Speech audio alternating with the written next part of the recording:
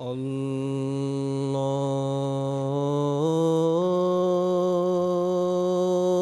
أكبر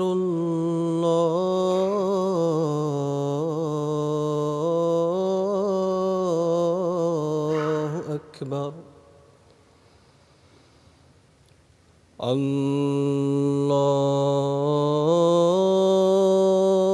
الله أكبر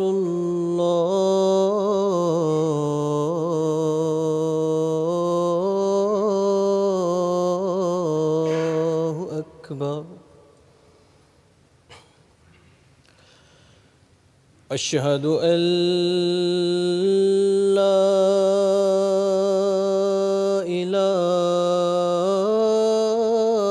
إله إلا الله أشهد أن لا إله إلا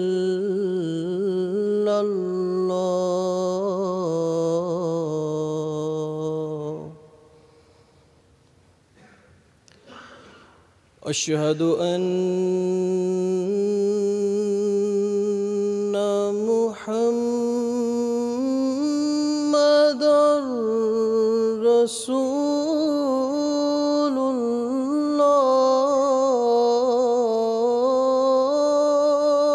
الله أشهد أن محمدًا رسول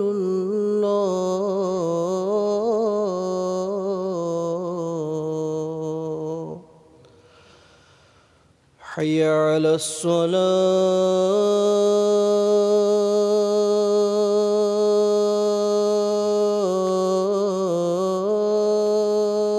الصلاة حي على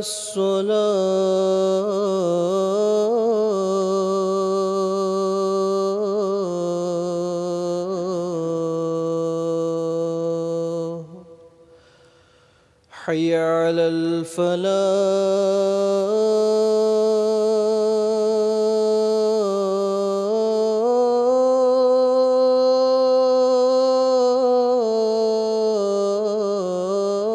الفلاح حي على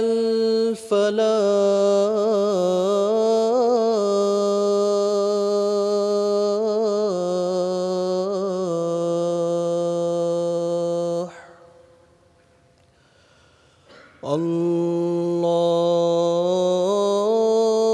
الله أكبر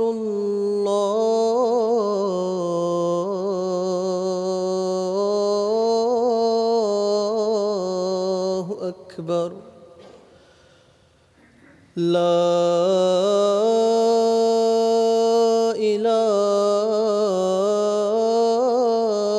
إله إلا الله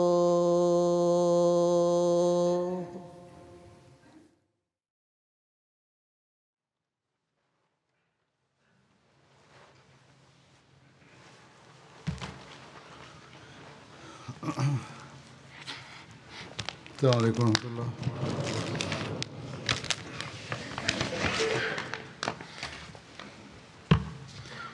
أشهد أن لا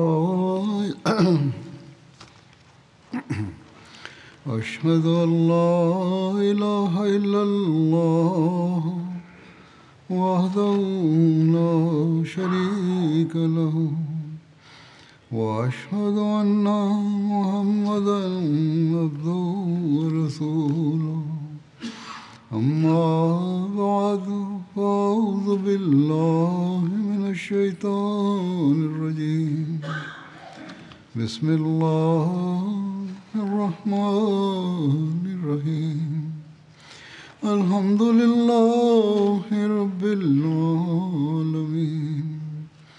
الرحمن الرحيم مالك يوم الدين إياك نعبد وإياك نستعين اهدنا الصراط المستقيم صراط الذين أنعمت عليهم غير المغضوب عليهم ولا الضالين.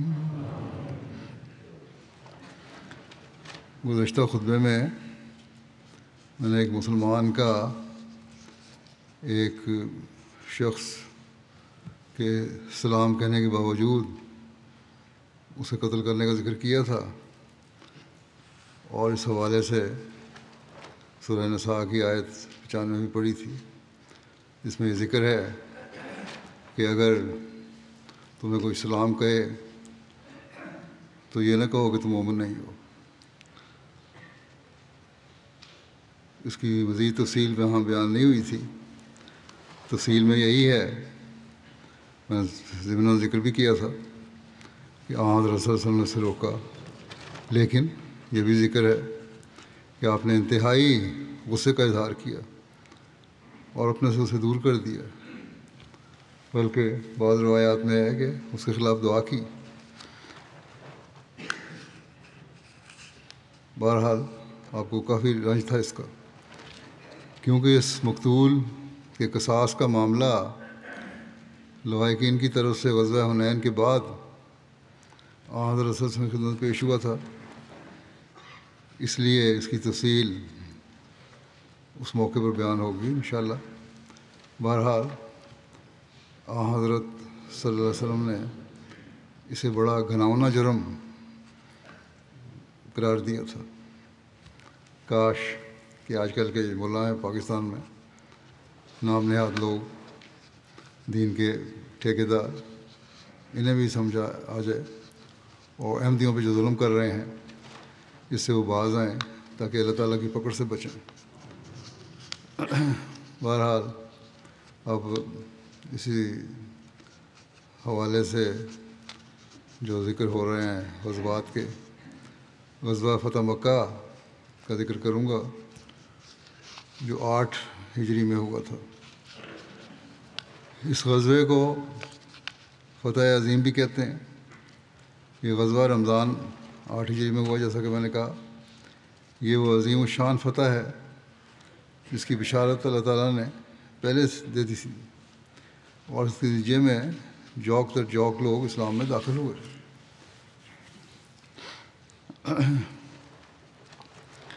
حضرت مسلم موعود رضی اللہ عنہ فتح مکہ کی بشارت قرآن کریم کے حوالے سے بیان کرتے ہوئے فرماتے ہیں کہ وَقُلْ رَبِّ أَدْخِلْنِي مُدْخَلَ صِدْقٍ وَأَخْرِجْنِي مُخْرَجَ صِدْقٍ وَاجْعَل لِّي مِن لَّدُنكَ سُلْطَانًا نَصِيرًا.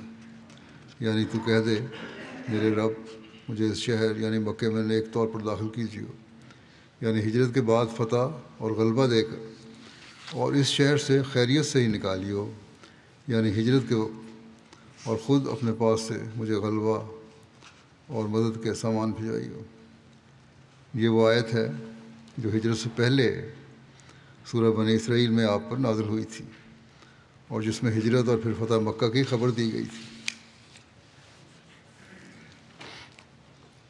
سورہ فتح میں فتح مکہ کی بشارت یوں بیان ہوئی ہے: لقد رضی اللہ عن المؤمنین اذ یبایعونک تحت الشجرۃ فعلم ما فی قلوبہم وانزل السکینۃ علیہم واصابہم فتحا قریبا.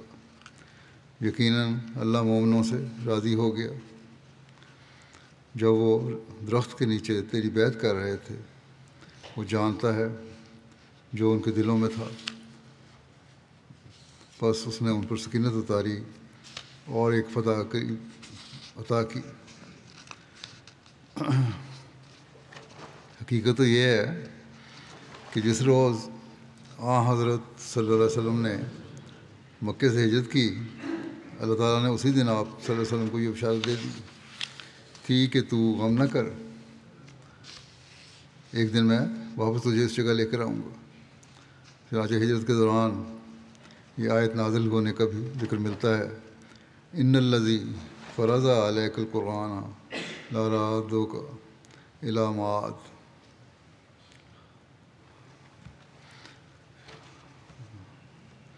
یقیناً وہ جس نے تجھ پر قرآن کو فرض کیا ہے تجھے ضرور ایک واپس آنے کی جگہ کی طرف واپس لے آئے گا۔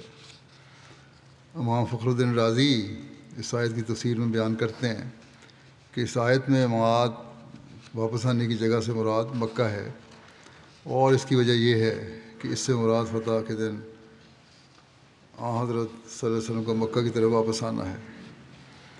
ایک روایت میں ہے کہ ہجرت کے وقت جب رسول اللہ صلی اللہ علیہ وسلم مکے اور مدینہ کے درمیان تھے، اس وقت آپ صلی اللہ علیہ وسلم نے مکے سے محبت کا اظہار کیا تو حضرت جبرائیل نازل ہوئے اور کہا، کیا آپ صلی اللہ علیہ وسلم اپنے وطن اور جائے پیدائش کی رغبت رکھتے ہیں؟ آپ نے فرمایا ہاں۔ تو جبرائیل نے کہا، اللہ تعالیٰ فرماتا ہے، ان الذی فرض علیک القرآن لرادک الی معاد، یقیناً وہ ذات جس نے تجھ پر قرآن کو فرض کیا ہے تجھے ضرور ایک واپس آنے کی جگہ کی طرف واپس لے آئے گا، یعنی قریش پر غلبہ عطا کر کے مکہ کی طرف لوٹائے گا، کیونکہ حضرت صلی اللہ علیہ وسلم پھر مکہ میں موجود تھے، پھر اسے چھوڑ دیا اور پھر وہاں لوٹ کر آئے، اور یہ بات مکے کے سوا کسی اور جگہ پر موضوع نہیں ہو سکتی۔ محققین کے نزدیک قرآن کریم کی یہ پیش گوئی حضرت صلی اللہ علیہ وسلم کی نبوت پر دلیل ہے، کیونکہ آپ صلی اللہ علیہ وسلم نے خدا تعالیٰ کی طرف سے غیب کی خبر دی اور ویسا ہی رونما ہوا جیسا کہ آپ نے خبر دی تھی۔ قرآن کریم میں ایک اور جگہ بھی مکہ کے فتح ہونے کی پیش گوئی کی گئی ہے، جس میں حضرت صلی اللہ علیہ وسلم سمیت تمام مسلمانوں کو گویا ایک یاد دہانی بھی کروائی گئی ہے کہ دیکھو، جہاں کہیں بھی جاؤ یہ نہ بھولنا کہ آخر مکہ فتح ہوگا، اور تمہیں اس کے لیے کوشش، محنت اور دعائیں بھی کرنی ہوں گی۔ اور اس قرآنی پیش گوئی کی روشنی میں ہم یہ کہہ سکتے ہیں کہ حضرت صلی اللہ علیہ وسلم کی ابھی تک کی گویا تمام جنگوں اور عسکری مہمات کا ایک مقصد و محور مکہ کی فتح بھی تھا۔ چنانچہ اس عظیم قرآنی پیش گوئی کا ذکر کرتے ہوئے وَمِنْ حَیْثُ خَرَجْتَ فَوَلِّ وَجْهَكَ شَطْرَ الْمَسْجِدِ الْحَرَامِ،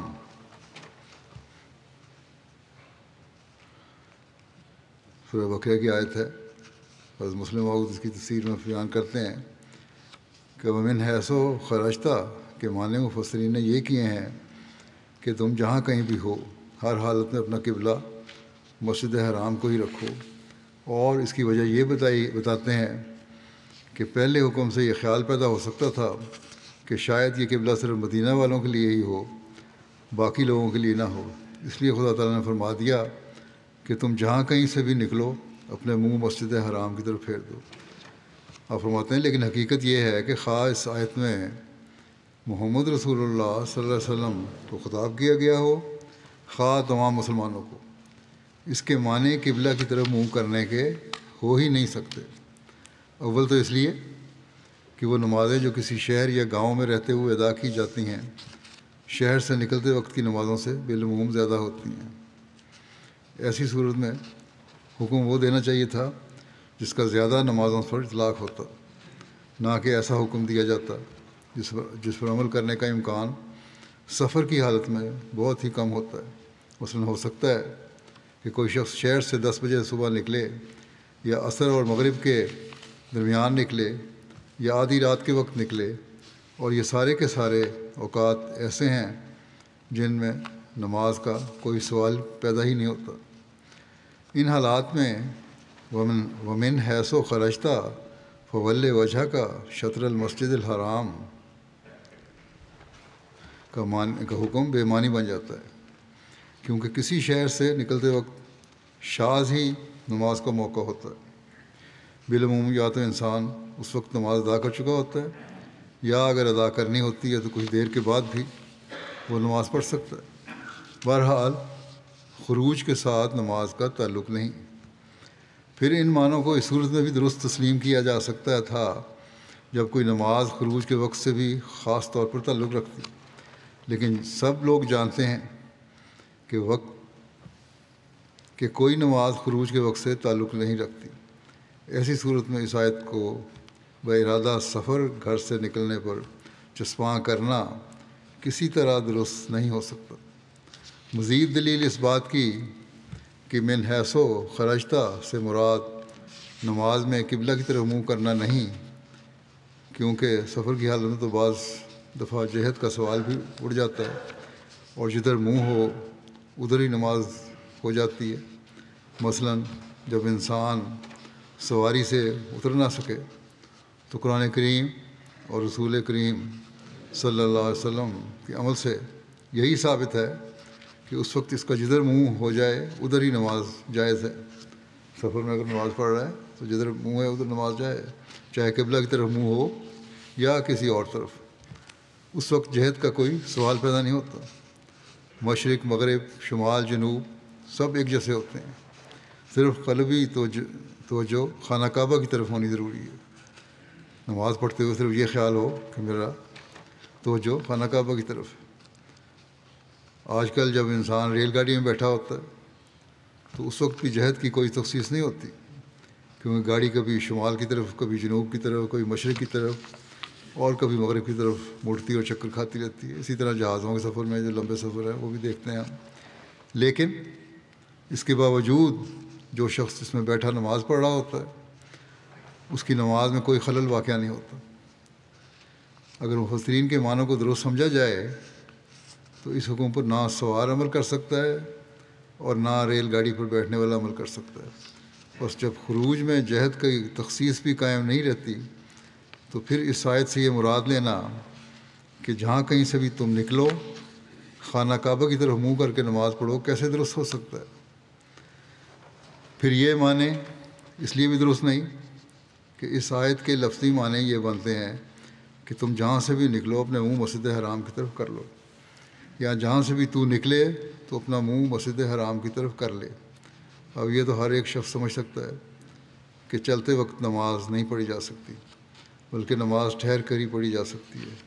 ہاں اگر یہ آیت کہ یہ الفاظ ہوتے کہ حیث و ما کنتا فول وجہ کا شطر المسجد الحرام، تو جہاں کہیں بھی ہو اپنا منہ مسجد حرام کی طرف کر لے، تب تو یہ معنی صحیح ہو سکتے تھے۔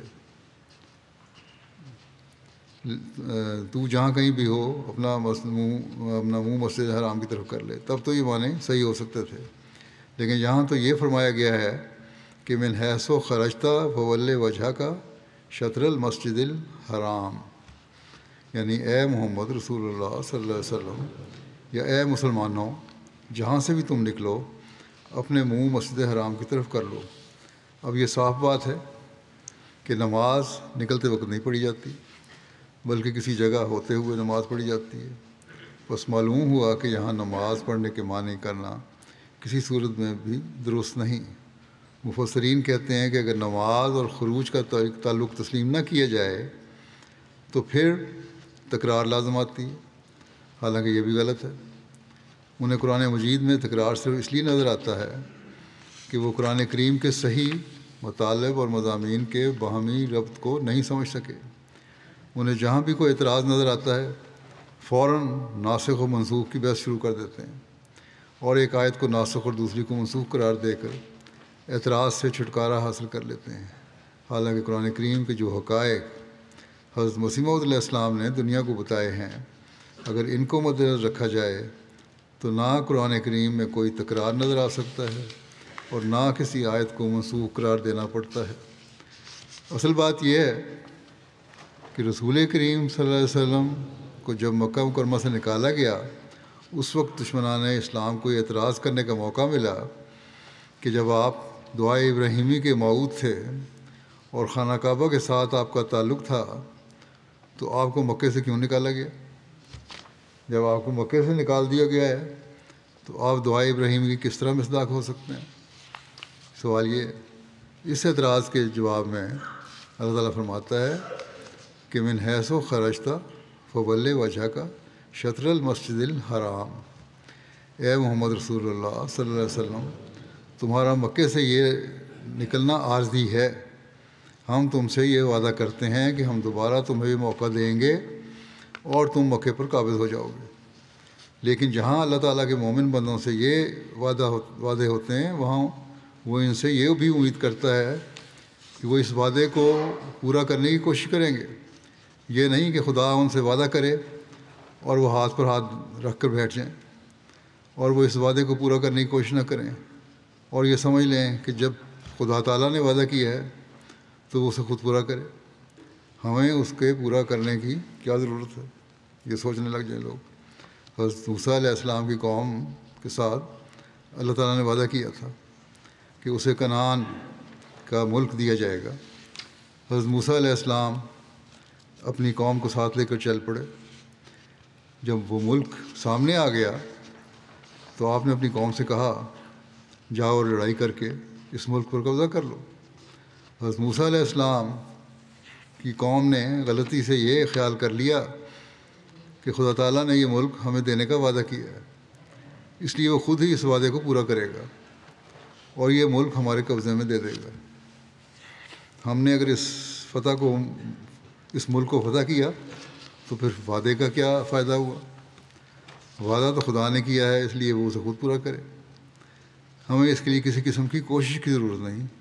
چنانچہ انہوں نے حضرت موسیٰ علیہ السلام سے کہہ دیا کہ اذهب انت و ربک فقاتلا انا ہاہنا قاعدون۔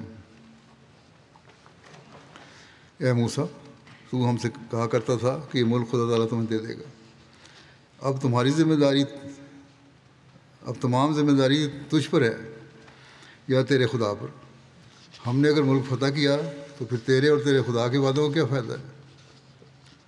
چونکہ تو ہمیں بتایا کرتا تھا کہ خدا تعالیٰ کا یہ وعدہ ہے کہ یہ ملک ہمیں ضرور ملے گا، اس لیے اب تو اور تیرا رب دونوں جا کر لڑو، ہم یہاں بیٹھے ہیں، ہم کچھ نہیں کریں گے۔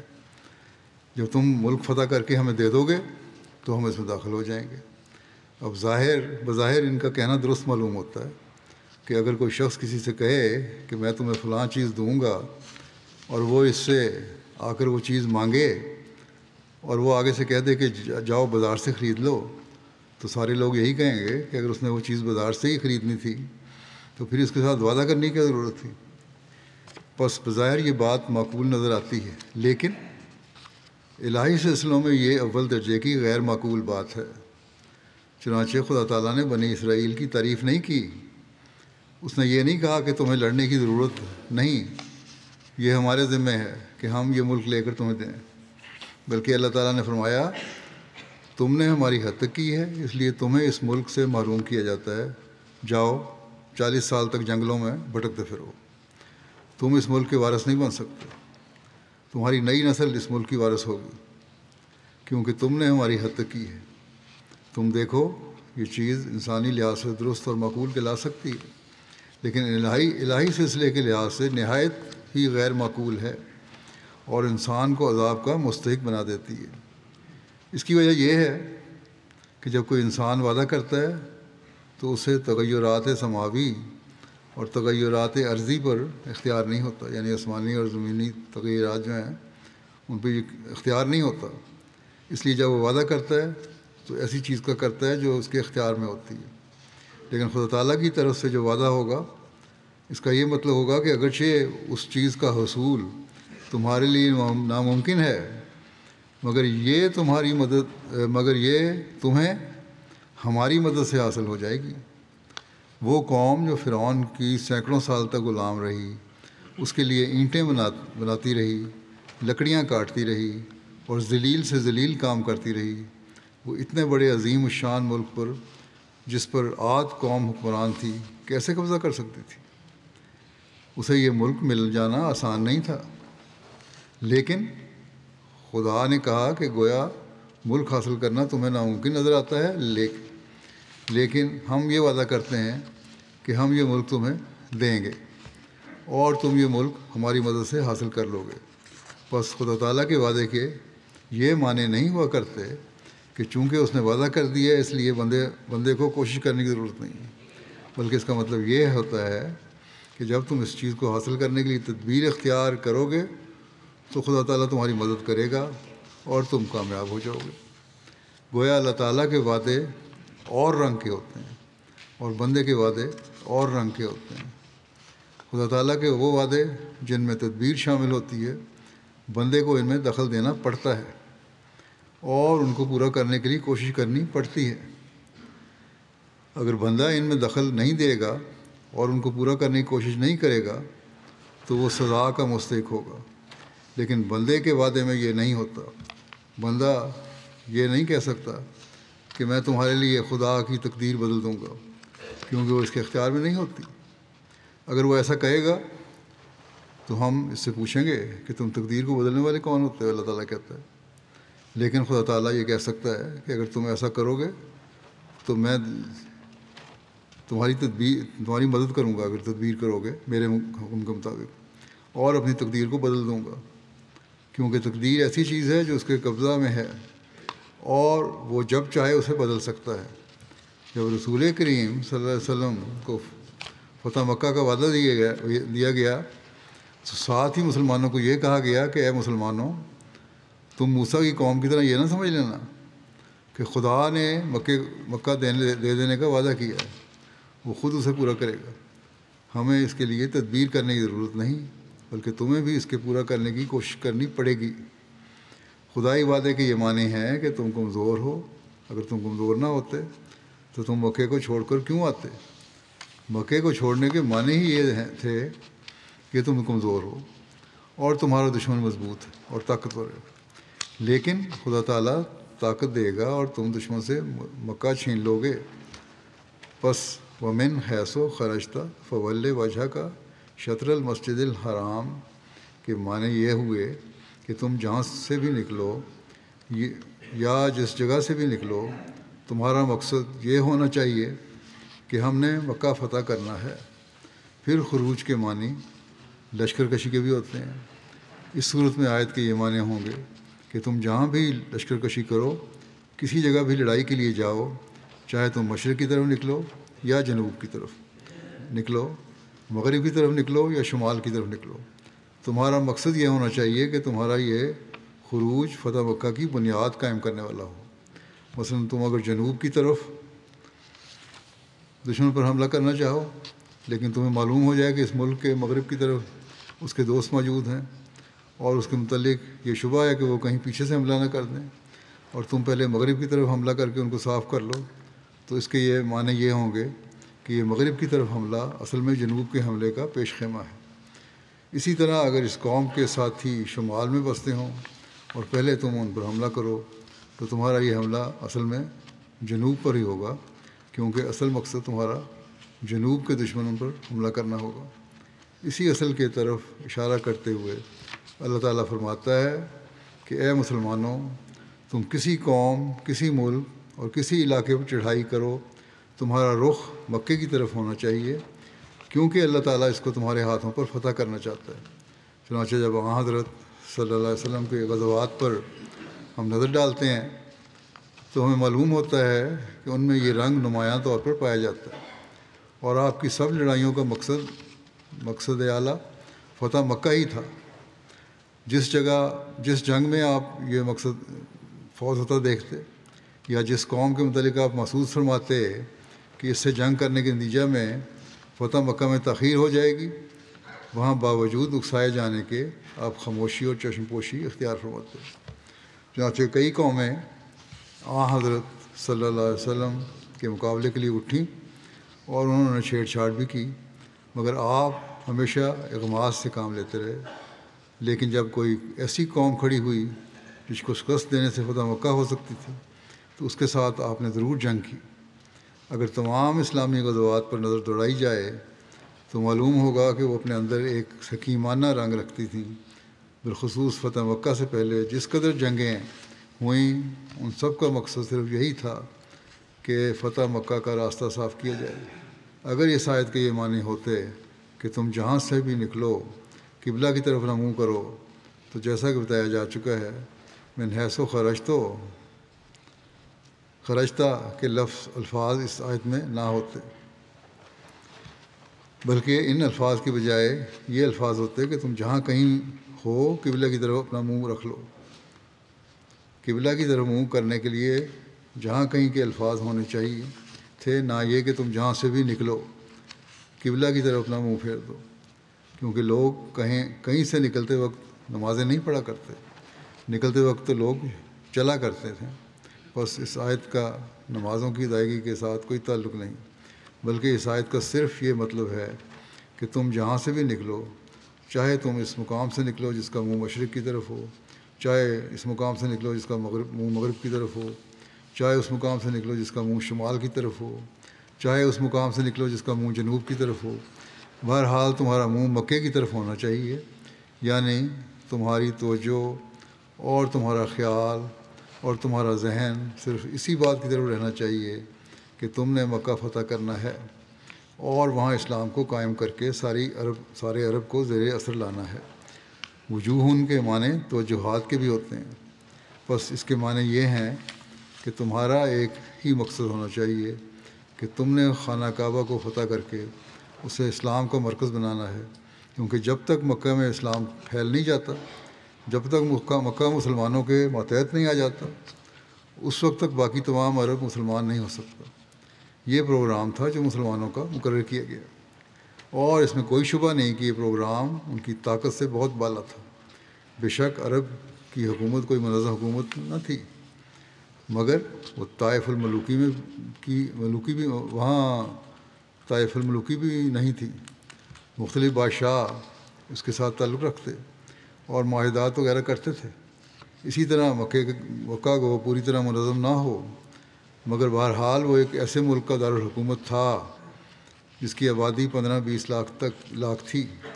ارد گرد کے تمام قبائل کی نگاہیں اس کی طرف اٹھتی تھیں اور وہ اس کے فیصلوں اور حکموں کو واجب الاطاعت سمجھتے تھے۔ پھر اس زمانے کے لحاظ سے وہ ایک بہت بڑا شہر تھا، 15-16 ہزار اس کی آبادی تھی، اور نہ صرف اس کی تمام آبادی بلکہ ملک بھر کے 15-20 لاکھ آدمی سب کے سب سپاہی تھے، فنون جنگ میں بہت بڑی مہارت رکھتے تھے، جنگجو بہادر اور لڑاکے تھے، اور مسلمانوں کے لیے ان کا مقابلہ کرنا کوئی آسان کام نہیں تھا۔ جس وقت یہ آیت رسول کریم صلی اللہ علیہ وسلم پر نازل ہوئی، اس وقت مسلمانوں میں صرف 400-500 سپاہی تھے، زیادہ سے زیادہ 1000 سمجھ لو، اور عورتوں اور بچوں وغیرہ کو ملا کر ان کی کل تعداد 11-12 ہزار ہوگی۔ اس سے زیادہ مسلمانوں کی تعداد نہیں تھی، اور ان کی جنگی طاقت تو بہرحال ناقابل ذکر تھی۔ مگر ایسی حالت میں جب مسلمان سخت کمزور تھے، جب ان کی تعداد کفار کے مقابلے میں کوئی نسبت ہی نہیں رکھتی تھی، جب ان کے پاس لڑائی کا کوئی سامان نہ تھا، اور جب ان کی جنگی طاقت کفار کے مقابلے میں کوئی حقیقت ہی نہیں رکھتی تھی، اللہ تعالیٰ کفار کو چیلنج دیتا ہے کہ یہ مسلمان گو تمہیں تھوڑے دکھائی دیتے ہیں، تمہیں کمزور اور ناطاقت نظر آتے ہیں، مگر یہی مسلمان ایک دن تمہارے ملک کو فتح کریں گے، تمہارے دارالحکومت پر قابض ہوں گے، اور وہاں ان کو اس قدر غلبہ میسر آ جائے گا کہ یہ اسلام کے احکام کو وہاں جاری کریں گے اور کفر کو عرب کی سرزمین سے بالکل مٹا دیں گے۔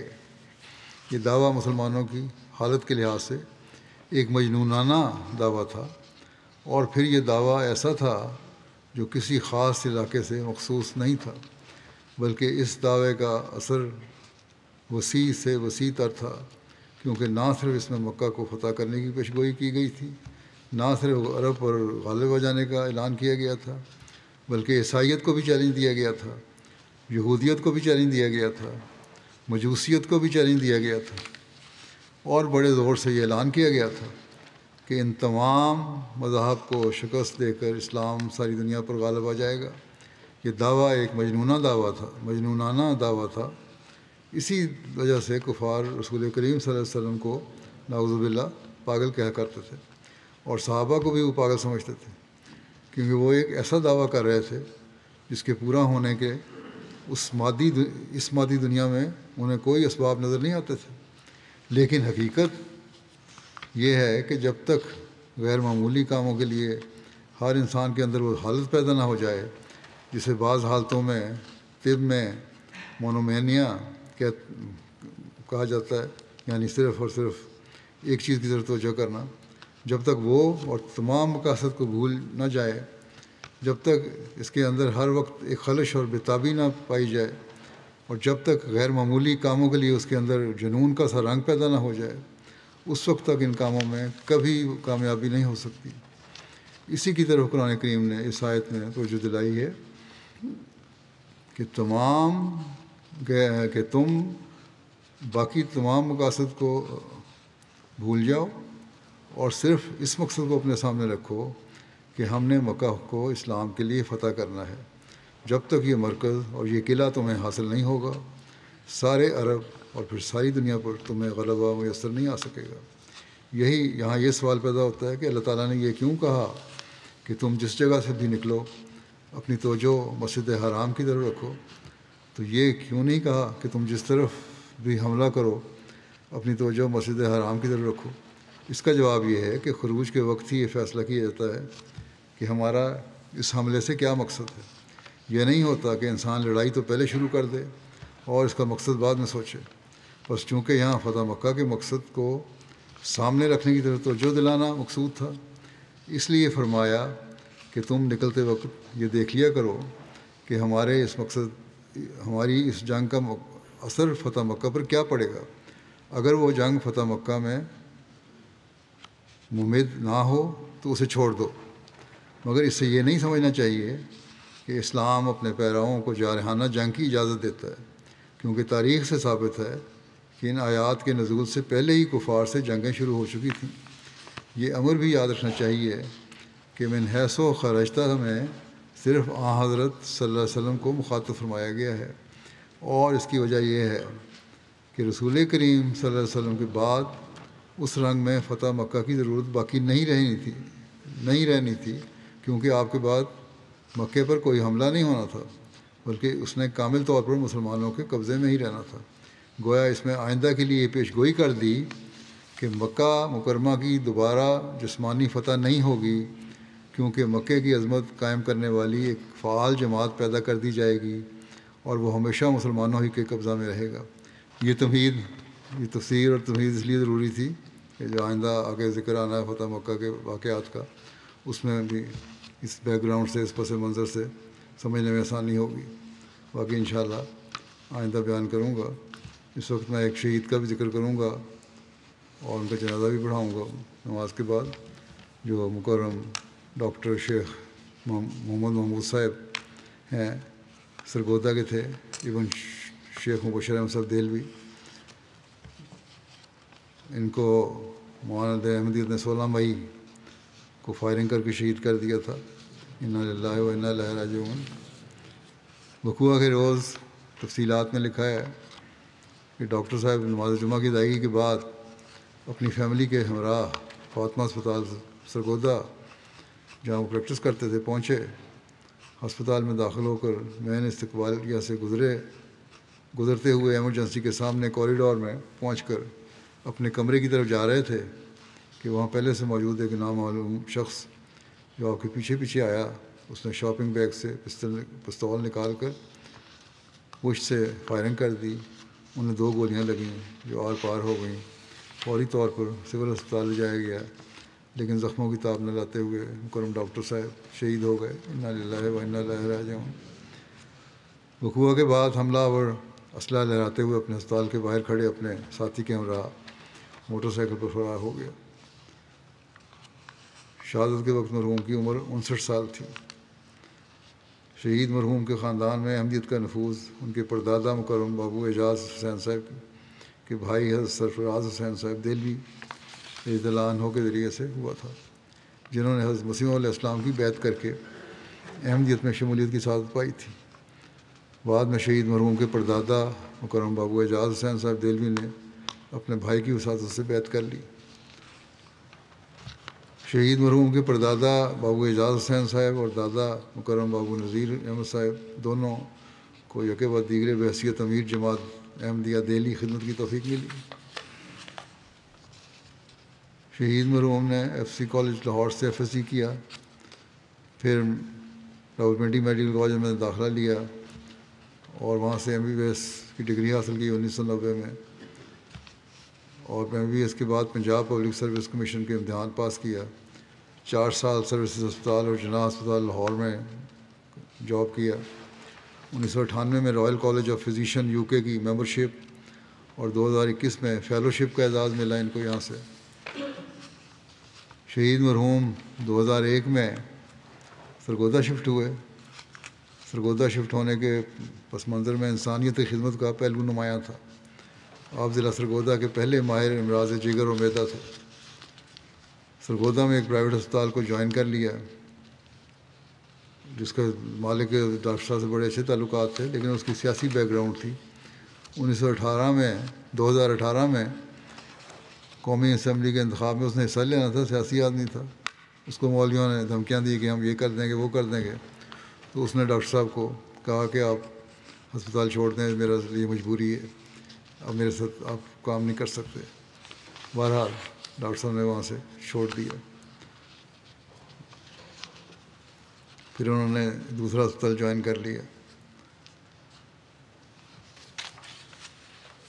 2001 میں جب سے یہ سرگودا شفٹ ہوئے تھے، باقاعدگی کے ساتھ فضل عمر ہسپتال روا میں بھی وزٹنگ ڈاکٹر کے طور پر وقت دے رہے تھے، اور اللہ تعالیٰ نے ان کے ہاتھ میں شفا رکھی تھی۔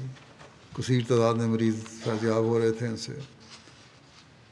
دنیاوی علم کے علاوہ دینی علم بھی بہت تھا ان کو۔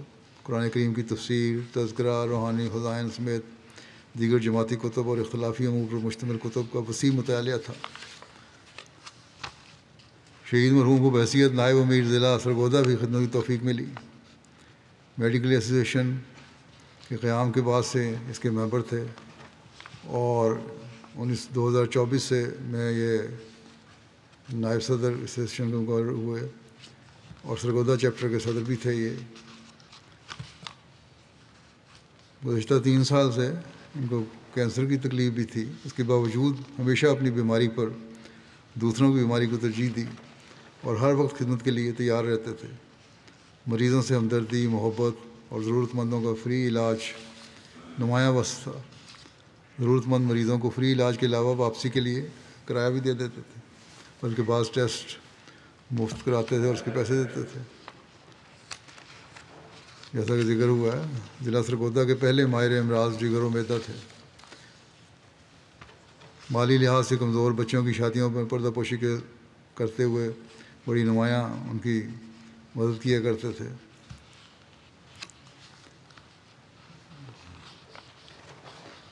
ایک ضرورت مند لکھا ہے کہ ایک ضرورت مند کی عرصہ دراز سے باقاعدگی سے مالی معاونت کر رہے تھے۔ پہلے تو وہ شخص مہینے میں 1-2 بار آتا تھا، پھر اس نے ہر دوسرے دن یا تیسرے دن آنا شروع کر دیا، لیکن پھر بھی آپ اس کی معاونت کرتے رہے۔ ایک دن اس نے کوئی ضد زیادہ کی ہوگی کسی بات پہ، تو ڈاکٹر صاحب عام طور پہ ناراض نہیں ہوتے تھے، بڑے نرم دل تھے۔ کوئی سخت بات ان کے منہ سے نکل گئی، لیکن طبیعت کی نرمی اور نیکی تھی کہ ساری رات بے چین رہے اور پریشان رہے کہ میں نے اس کو سخت بات کیوں کہہ دی۔ اگلے روز اسے بلایا اور اسے معذرت کی، اور پھر اسے مالی معاونت کی کافی رقم دے دی۔ بزرگان سلسلہ سے عقیدت کا تعلق تھا۔ ضرورت پڑنے پر روا جا کر خصوصی طور پر مریضوں کو معائنہ کرتے اور علاج تجویز کرتے تھے۔ شہید مرحوم کی والدہ محترمہ ممتا علی صاحبہ کہتی ہیں کہ مرحوم والدین کا بے احترام کرنے والے تھے، بے حد احترام کرنے والے تھے۔ کوئی ایسی ضرورت نہ تھی کہ جو بغیر مطالبے کے پوری نہ کی ہو۔ کبھی ہم نے مطالبہ نہیں کیا لیکن پوری کرتے تھے۔ بچپن سے ہی بے شمار خصوصیات کے حامل تھے، اپنے کام سے کام رکھنے والے، خلافت سے بے حد عشق تھا، غریبوں اور مریضوں کا خیال بہت رکھتے تھے، مالی معاملات لین دین کا مکمل حساب رکھتے تھے، خاندان کے سب افراد کو باہمی جوڑ کر رکھا ہوا تھا۔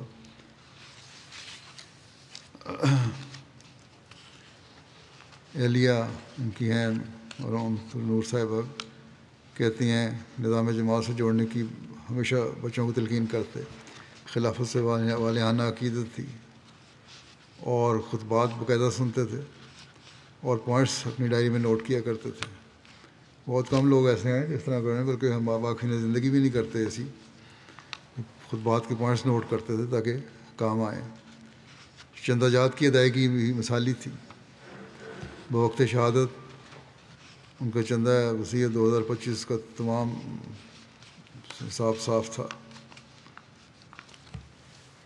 ان کے بیٹے ہیں ڈاکٹر بصیر، دو بیٹے، ان کے 4 بچے ہیں، 2 بیٹے 2 بیٹیاں، ایک بیٹے ڈاکٹر ہیں۔ وہ کہتے ہیں ہمیشہ ہمیں خلافت سے تعلق رکھنے کی تلقین کیا کرتے تھے۔ بیٹی ہیں ان کی سائمہ، وہ کہتی ہیں بے حد شفیق باپ، میری شادی کے موقع پر مجھے ایک نصیحت کی تھی کہ بیٹا اپنے سسرال جا کر ہمیشہ نظام جماعت سے منسلک رہنا، اگر کبھی کسی حوالے سے جماعتی خدمت کا اعزاز ملے تو کبھی انکار نہ کرنا۔ عمومی طور پر کہتے ہیں والد صاحب عمومی سرگرمیوں میں بھی جماعتی خدمت کا پہلو نکال لیا کرتے تھے۔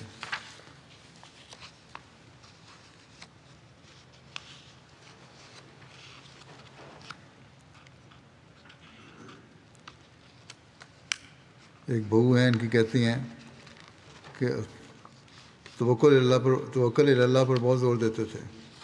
جب بھی کسی معاملے میں رہنمائی کی درخواست کی تو انہوں نے اپنی بات دعا سے شروع کر کے دعا پر ہی ختم کی۔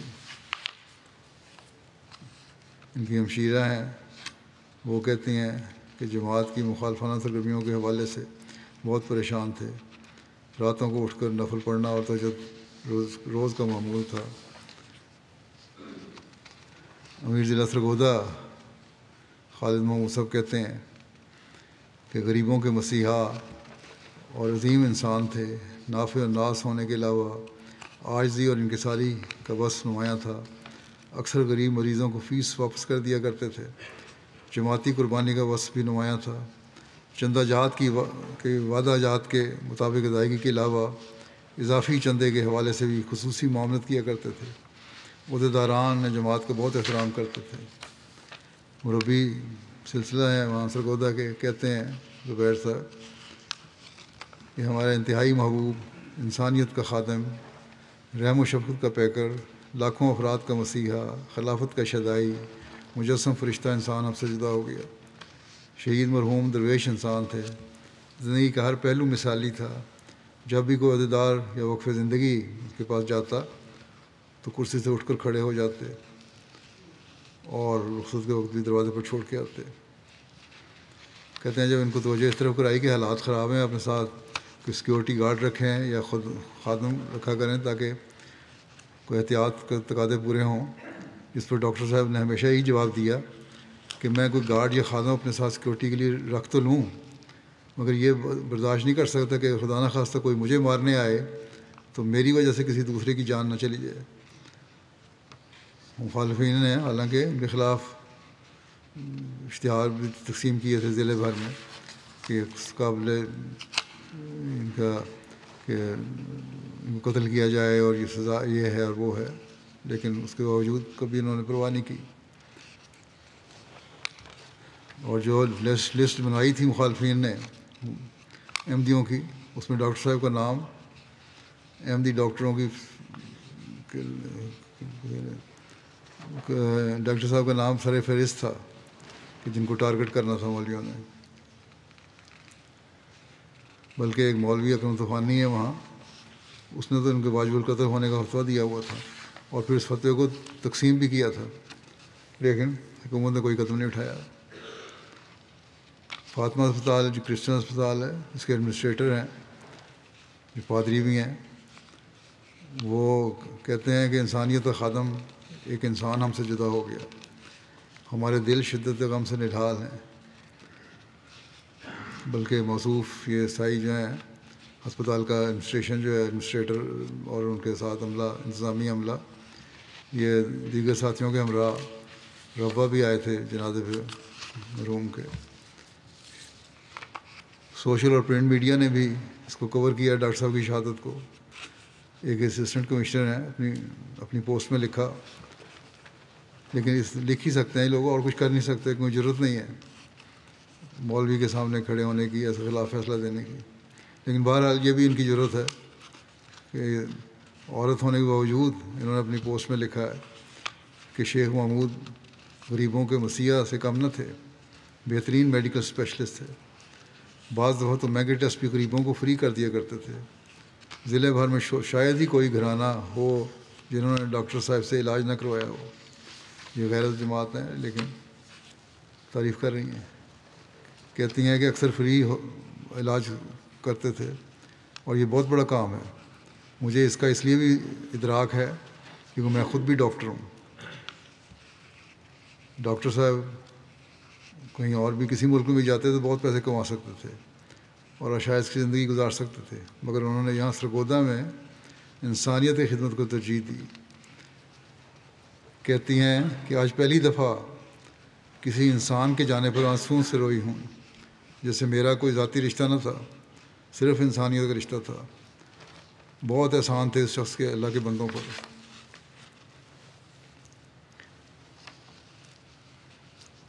آپ پوچھیں گے کہ ان کا جرم کیا تھا، تو عرض ہے کہ ان کا جرم احمدی ہونا تھا۔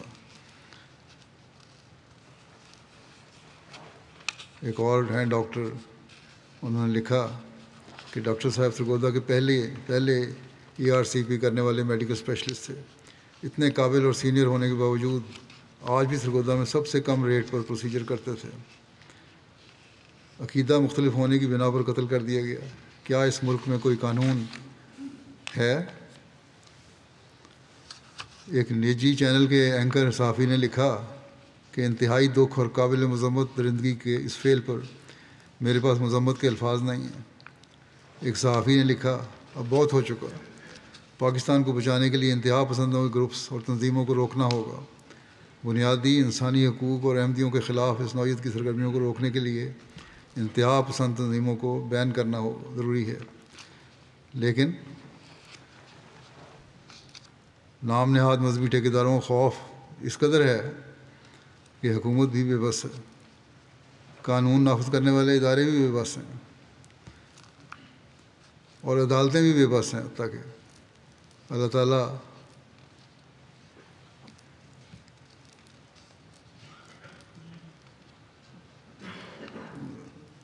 جلد اب ان کی پکڑ کے سامان کرے۔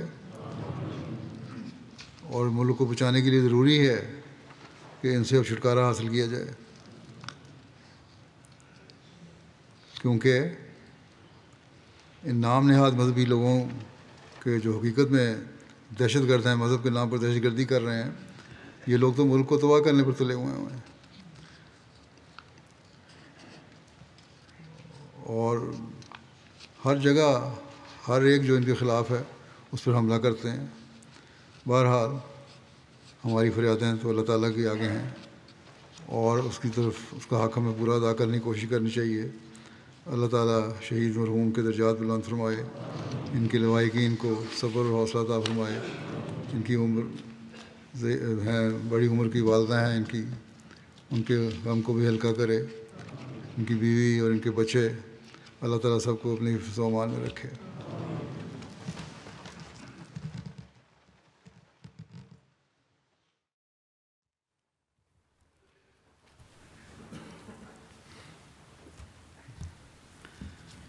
الحمد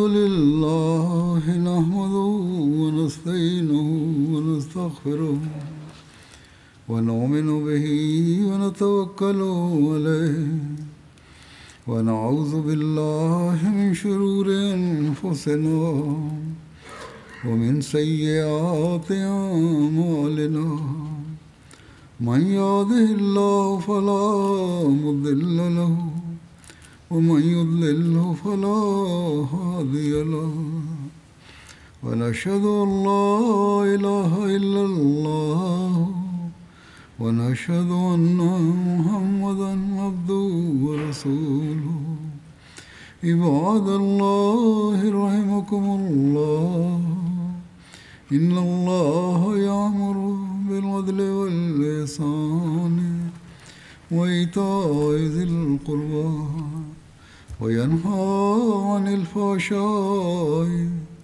والمنكر والبغي يعظكم لعلكم تذكرون اذكروا الله يذكركم وادعوه يستجب لكم ولذكر الله أكبر.